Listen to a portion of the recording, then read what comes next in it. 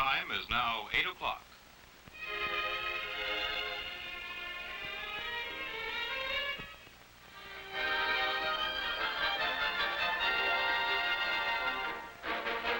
Now the weather.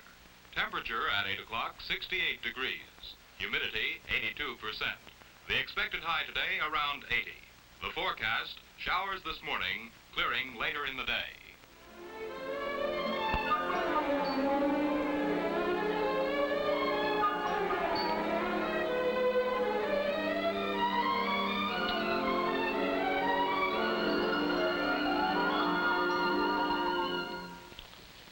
That's radio for you, close to every member of the family. We awaken to it in the morning, we set our clocks by it, we dress according to the weather reports. We listen to radio for news, for entertainment. It keeps us informed every minute of every day. Most of us depend upon radio more than we know. I know because radio has been my life. My name is Harold Fellows. I'm president of the National Association of Broadcasters. You know, it seems to me the role of radio is underscored by a recent survey which shows that most people in an emergency would turn first to radio to learn the facts. Radio has reached this present place of importance in our lives in a comparatively short span of years. It burst upon the national scene in 1920 with an impact that is being felt more year by year. Radio provided a thread that has drawn the country together. The city dweller and the farmer came to know each other better. News and special events broadcasts have given a sense of participation in the great events of the time. With the speed of light, a handful of crystal set owners learned that Warren G. Harding had been elected president over James Cox, and an exciting new era in communications began. 4 years later, radio gave the American people a glimpse of a presidential convention with a realism they'd never had before. Cold print could never begin to describe a scene like this. Alabama cast 24 votes to Underwood. 1928, Smith versus Hoover. Radio continued to develop a splendid tradition of public service, bringing the candidates directly to the voters. People came to recognize the voice of Herbert Hoover, college-trained engineer. And physical strength, and the world should know that if we are to have peace. And the voice of Al Smith from the sidewalks of New York. And I deny it emphatically, and I state from this platform. Now it's 1933. In this time of despair, radio transmitted a new, encouraging voice. Let me assert my firm belief that the only thing we have to fear is fear itself.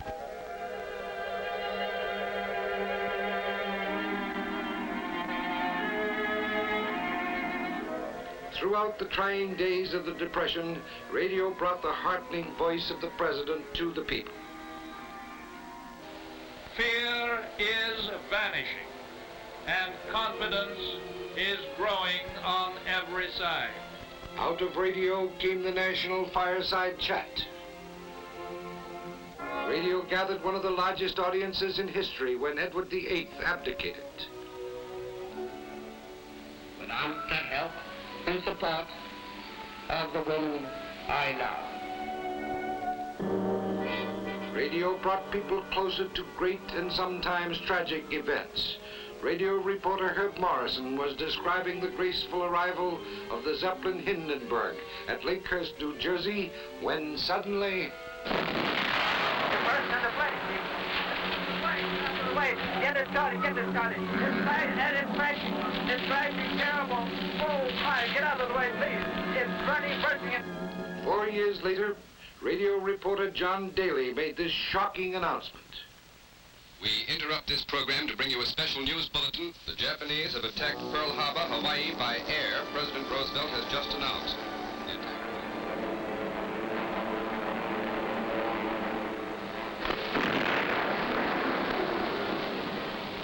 December 7th, 1941, a date which will live in infamy. During the war, radio rose to new heights, proved it was indispensable, with its reports from the battlefronts.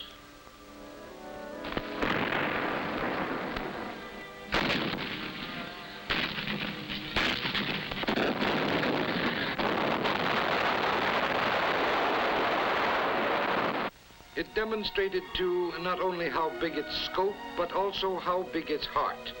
These British children were sheltered in the United States during the war, an ocean away from their families, but radio spanned that ocean. Hello, Mum. Hello, Doreen. What's this pink dress you've got on? Who gave you that? Bought that for me. Did she? Yeah. Did you get the cable and the present for your birthday? Yeah.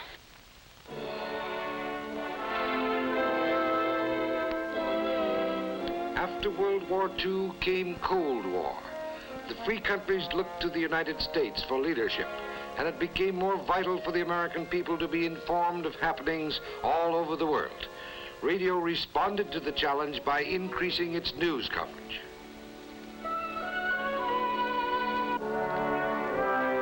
No matter where it happens, Singapore, Paris, or Washington, D.C., radio is first with the news. It teams up with the wire services to keep you informed, instantly, constantly.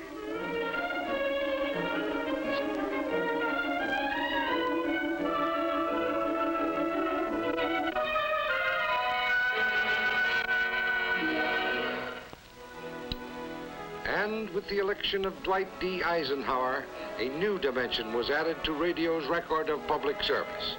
President Eisenhower was the first to permit his news conferences to be broadcast. Thus, radio became vital to America. It has tuned us into the world and national news. As it grew, it became the very heartbeat of the community. And today, for hundreds of communities, the local radio station is the only source of immediate news. In recent years, the number of radio stations has more than doubled. Radio's voice reaches everywhere throughout the land, into almost every car, into almost every room where people live and work. One of radio's functions is to act as sentinel, to warn the country in event of air attack. Your local station is part of the warning system called CONELRAD. Here's how it works. If there's an attack, your station will remind you to tune in the CONELRAD frequencies 640 and 1240. On those frequencies, authorities will broadcast instructions as to what to do.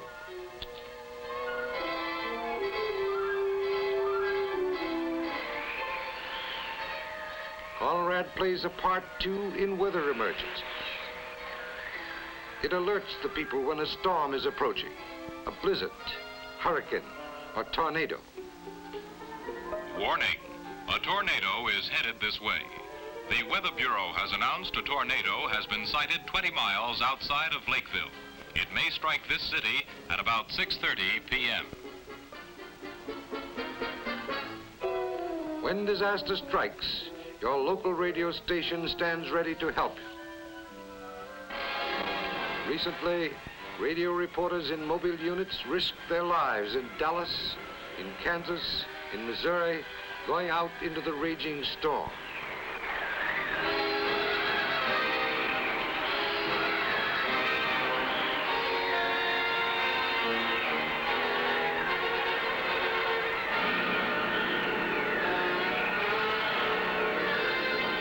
They reported practically every twist and turn of the tornado. They warned people out of its path.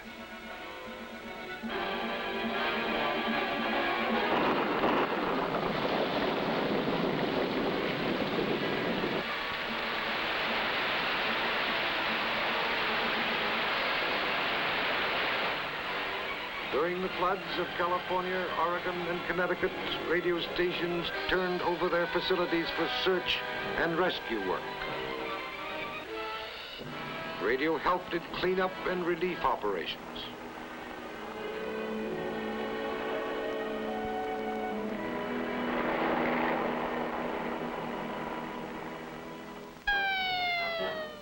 Fire downtown. Radio is on hand with its mobile unit.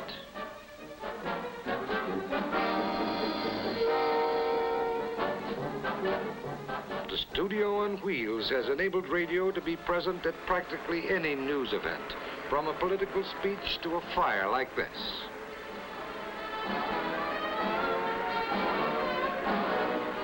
The radio reporter broadcasts right from the scene, giving his listeners an on-the-spot account of the fire, the fight to keep it from spreading, the injuries, the damage.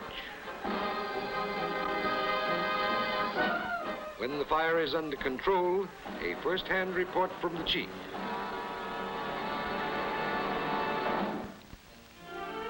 From a fire to a chat with some interesting neighbors.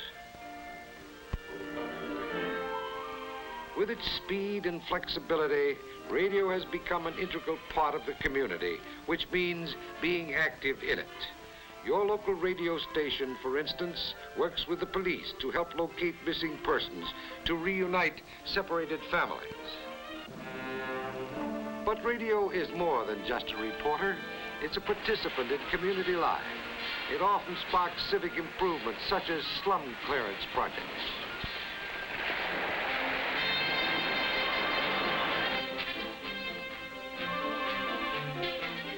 In Washington, D.C., radio recently led a drive to clean up the Potomac. A Cleveland, Ohio station initiated a plan to relieve midtown traffic congestion. In New Haven, Connecticut, a local station was responsible for getting a ramshackle school rebuilt. In many communities, radio points the way. We all know the importance of education. And so, even at the expense of a tax increase, we owe it to ourselves and our children to build a new school in the Latham section. Fight against cancer, Red Cross drive, somebody dying and a rare blood is needed, radio to the rescue. This is an urgent appeal for type AB negative blood. We've come to take for granted countless other services performed by radio, like broadcasting traffic bulletins. But we'd be lost without them.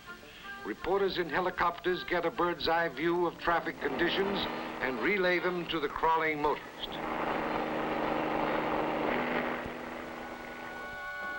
Traffic is heavy with up to 1 hour delays on all major highways leading to the city, but it is moving steadily on secondary roads 3A and 9A.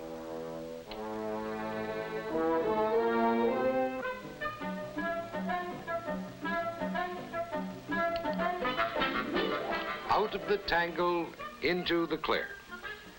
Radio also acts as your community bulletin board. This is your KNAB Community Bulletin Board. The Madison Junior High monthly PTA meeting is scheduled for 7:30 tomorrow night. On Saturday, the Lions Club holds its annual picnic at 7 Mile Run. Saturday night, a social at the First Methodist Church on Elm Street. And here's an item worth noting, the annual Fireman's Fair. It begins tonight and runs through Sunday. It's being held in the empty lot just across from the old firehouse. Fire Chief Wilkins announces a number of valuable prizes, including a new car, to holders of the lucky numbers, a chance for fun, and a chance to help a good cause. Radio helps Mother by advertising the best buys in town. Today's Best Buy at the Carnet Food Market. Tender chuck roast at 33 cents a pound. At Allen's Shoe Emporium, a gigantic sale on children's shoes. And here's one more special for today. Radio helps her shop thriftily by keeping her informed of sales. All through the day and every day, your radio is ready to serve you. Wherever you travel, radio is doing its job. It's everywhere. On the farm, in the office, in the barber shop.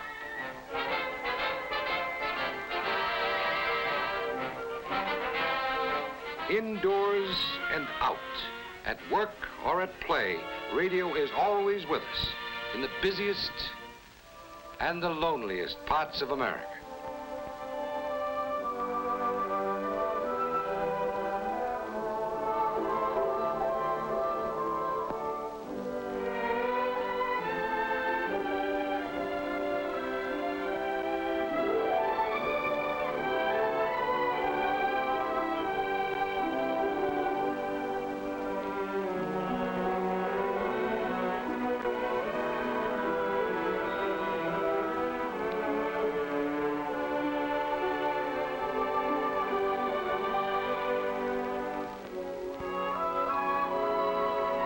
That's the story of radio's service. Service to the family, to the community, to the whole country.